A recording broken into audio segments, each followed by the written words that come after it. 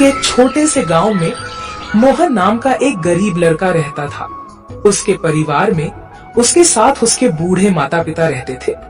सोहन का परिवार बहुत ही गरीब था। उनके पास ना तो कोई जमीन थी, नहीं खाने के लिए कोई साधन था। सोहन दिन भर मजदूरी करता और उससे जो कुछ भी कमा पाता उसी से अपने पूरे परिवार का पेट भर लेता। यह देखकर सोहन के माता पिता बहुत दुखी होते।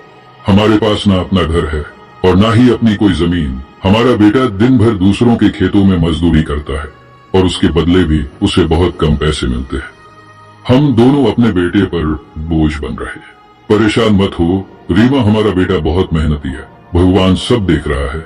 सोहन ने कभी किसी के साथ गलत नहीं किया, वह ईमानदारी से मेहनत करता है। उसने बचपन से बहुत परेशानियां देखी है पर उसने कभी हार नहीं मानी।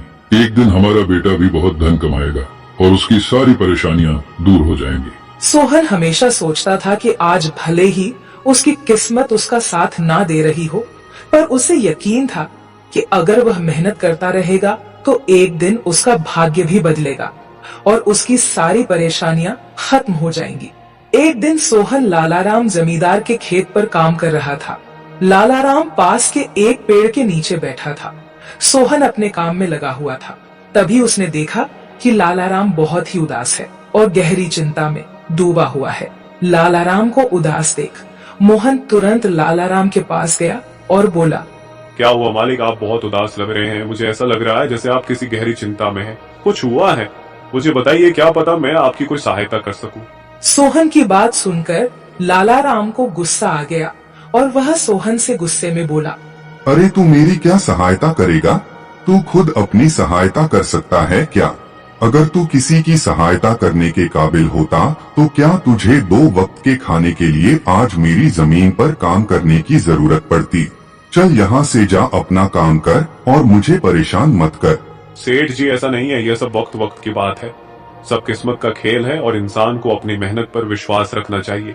आज भले ही किस्मत मेरे पक्ष में ना हो, लेकिन अगर मैं ईमानदारी और लगन से मेहनत करता रहूंगा तो किस्मत भी एक दिन मेरी तरफ झुक जाएगी। मेहनत और धैर्य से तकदीर के दरवाजे खुलने में देर हो सकती है, लेकिन मेहनत कभी बेकार नहीं जाती। मोहन की बात सुनकर लालाराम बहुत प्रसन्न हुआ। अरे सोहन, तेरे विचार तो बहुत अच्छे हैं। तेरी बातें सुनकर मन को एक सुकून सा मिला है। इतनी परेशानियों में भी तू अपनी जिंदगी खुश होकर काट रहा है। सेठ जी, यह सब मेरे पिता की सीख है। जब भी मैं किसी चीज के लिए अपने पिता से जिद करता था तो मेरे पिता हमेशा मुझे यही समझाते थे, बेटा सोहन, हमारे पास इतना धन नहीं है कि मैं तेरी हर इच्छा पूरी कर सकूं, लेकिन एक बात हमेशा याद रखना, जिंदगी भी मौसम की तरह होती है। कभी यह धूप की तरह खुशियों से भरी होती है, कभी ठंड की तरह कठिनाइयां लाती है और कभी बारिश की तरह परेशानियां आती है। लेकिन जैसे हर मौसम बीत जाता है वैसे ही जिंदगी के मुश्किल हालात भी गुजर जाते हैं। बस धैर्य और हिम्मत बनाए रखना जरूरी है, क्योंकि एक दिन सब कुछ ठीक हो ही जाता है। अरे वाह, लगता है तेरे पिता बहुत ही नेक इंसान है। किसी दिन मैं भी उनसे जरूर मिलूंगा। मालिक, क्या हुआ है? आप एक बार मुझे साफ साफ बताइए, क्या पता आपकी परेशानी का कोई हल मिल ही जाए। अरे सोहन, मैं एक बहुत बड़ी परेशानी में फंस गया हूँ। मुझे अपनी परेशानी का कोई भी हल नजर नहीं आ रहा है। सेठ जी, एक बार मुझे बताइए तो क्या पता आपकी परेशानी का कोई हल निकल ही जाए। सोहन, हमारे गांव में मेरे पिता की एक पुश्तैनी जमीन थी जो काफी पीढ़ियों से हमारे पास थी। उस पर मेरा और मेरे भाई का हक है, पर हमारे गांव के ही 2 बाप बेटों ने उस पर कब्जा कर लिया है। मैं पुलिस थाने में केस दर्ज कराने की सोच रहा था, लेकिन गांव के बहुत बड़े बड़े लोग उनके साथ हैं। मैं कितनी भी कोशिश कर लूं, लेकिन मैं उन लोगों का कुछ नहीं बिगड़ पाऊंगा। अब तो उन लोगों ने उस जमीन पर खेती भी शुरू कर दी। मेरे पिता की पुश्तैनी जमीन मेरे हाथों से छीनी जा रही है, इसलिए मैं बहुत परेशान हूँ। मुझे समझ नहीं आ रहा मैं अब क्या करूँ।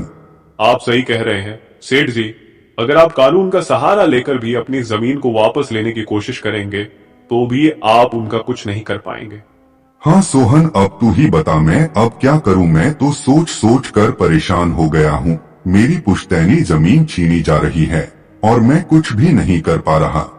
सोहन ने कुछ देर सोचा और कहा, मालिक, आप चिंता मत कीजिए, हर परेशानी का कोई ना कोई हल जरूर होता है।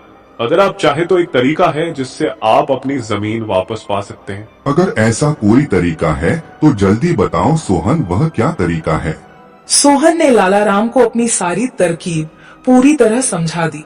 तरकीब सुनकर लाला राम मोहन से कहता है, अरे वाह सोहन, तू तो बहुत समझदार है। तूने तो बहुत अच्छी तरकीब बताई है।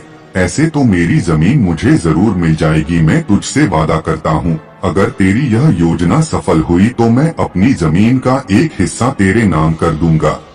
अरे मालिक, आप ऐसा क्यों कह रहे हैं? आप मेरे मालिक हैं। आपकी वजह से मुझे अपने घर के लिए 2 वक्त का खाना मिल जाता है। आपकी मदद करना तो मेरा फर्ज है। मुझे आपकी जमीन नहीं चाहिए, ठीक है? सोहन, तुम बहुत नेक इंसान हो। कल से तुम इस काम पर लग जाओ। सोहन फिर से खेत में अपने काम पर लग जाता है।